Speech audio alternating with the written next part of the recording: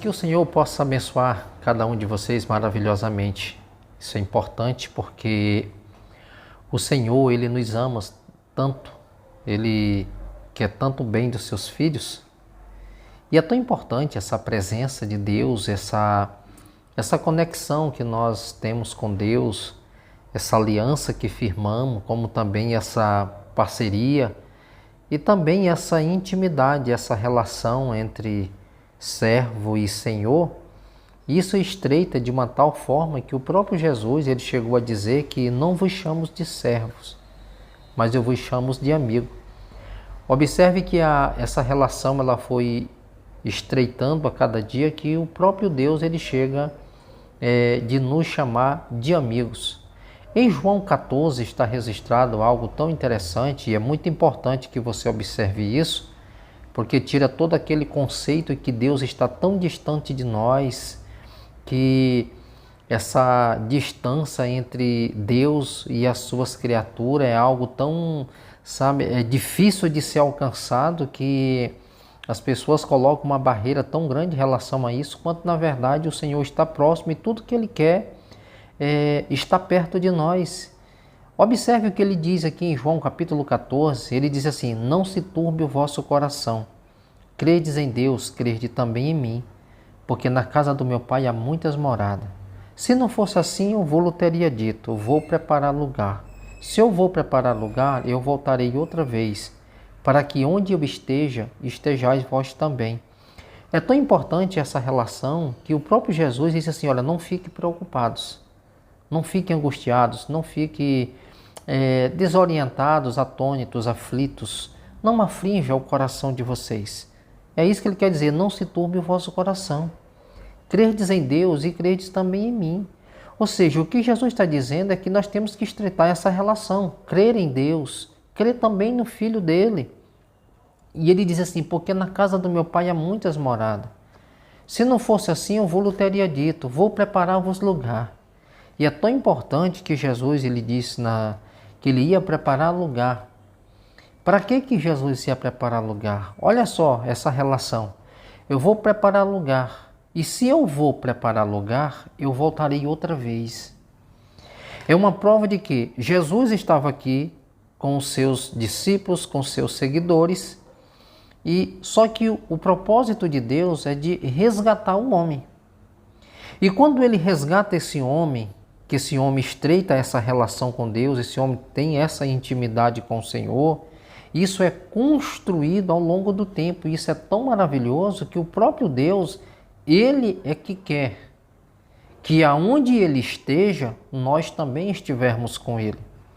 Mas como é que isso pode acontecer? Isso pode acontecer através do sacrifício lá na cruz.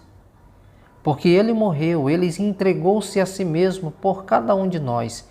E uma vez nós reconhecendo este sacrifício e confessando o nome dele, nós estamos dizendo: eu quero estar perto do Senhor e manter essa relação contigo. Para que aonde o Senhor estiver, eu também possa estar. Essa é a proposta de Jesus. E ele diz assim: se eu vou preparar lugar, eu voltarei outra vez, para que onde eu estiver, estejais vós também.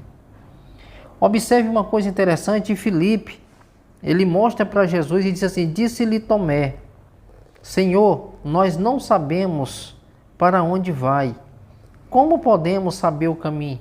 Isso aqui é Tomé falando para Jesus, porque Jesus disse que ia voltar, ele ia para o Pai, mas ele ia voltar. E Tomé disse assim: Senhor, para onde Senhor, nós não sabemos para onde vais, como podemos saber o caminho?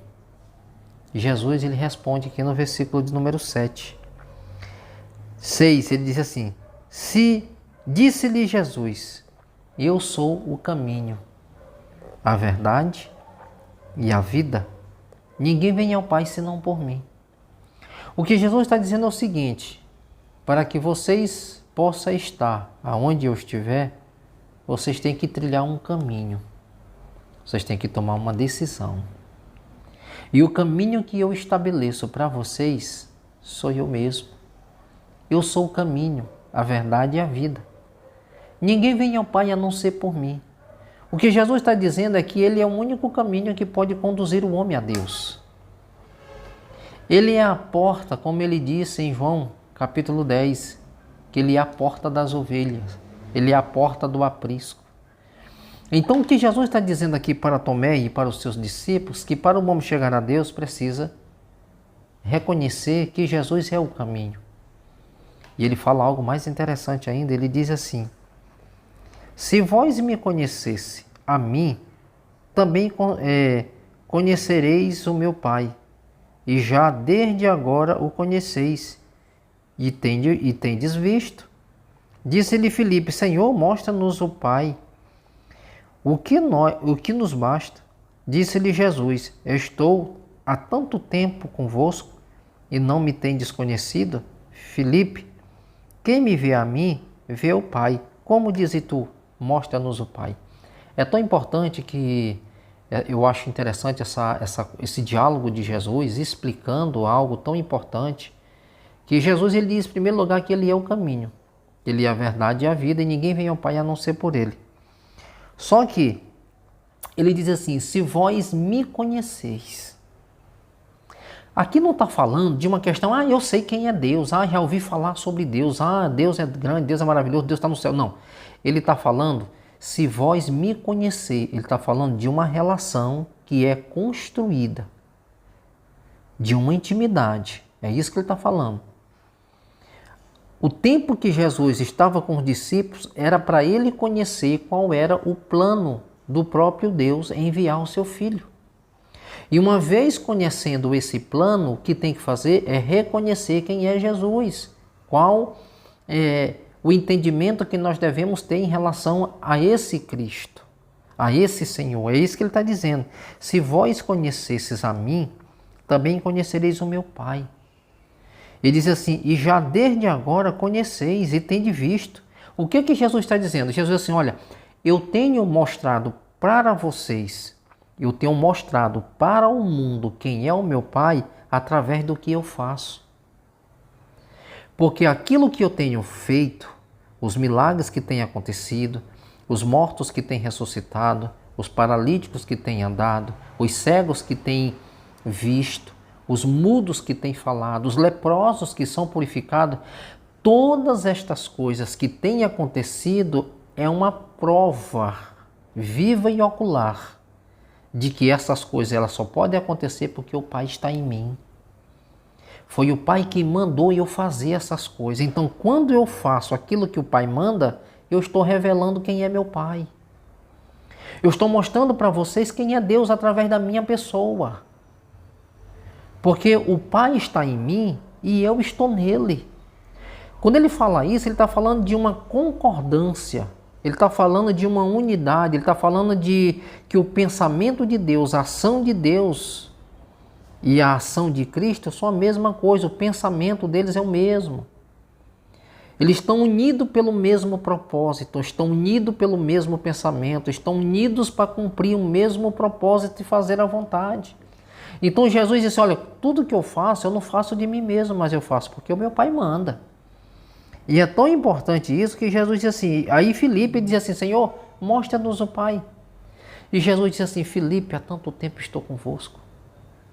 Quem vê a mim, vê o Pai. E como dizes tu, mostra-nos o Pai? O que Jesus está mostrando para Filipe é claramente o que eu acabei de dizer. Filipe, todas as coisas que eu tenho feito, é o meu Pai que tem mandado eu fazer. Foi o meu Pai que me deu essa autoridade. Foi o Pai que delegou a mim esta missão. E a missão primordial de Jesus era ir para a cruz, porque foi o Pai que enviou ele para a cruz. Isso as pessoas se assustam em dizer: quem foi que matou Jesus? Foi os judeus. Quem matou Jesus foi os romanos. Quem matou Jesus foi os pecadores. Quem enviou Jesus para a cruz foi o Pai. Porque ir para a cruz estava aplacando a ira de Deus, que estava sobre nós. E Jesus tomou para si. Então tudo que Jesus fez foi para obedecer à vontade do Pai, para realizar a vontade do Pai. E ele estando aqui no mundo, ele estava representando o Pai, estava mostrando o Pai para o mundo.